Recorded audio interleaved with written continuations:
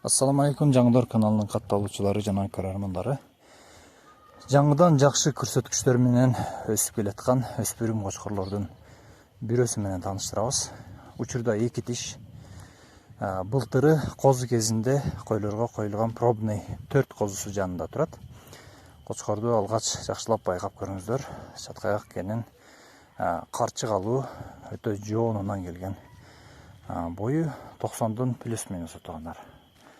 Ченелбеде 90 плюс болушу да мүмкүн. Эми жүнү мына ушундай гисар жүндүү.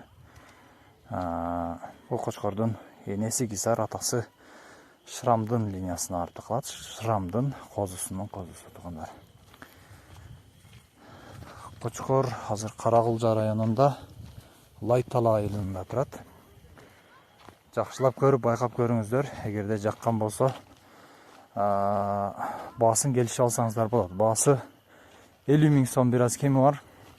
Ал эми мына ушул козулары былтыр ушундай козу кезинде койлорго коюлган. Экөө гисар койдун баласы, экөө жайдары койдун козулары туугандар.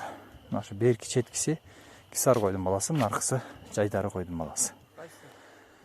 Алдыңкы ортодо турганда гисар койдун баласы, берки четкиси жайдары койдун баласы.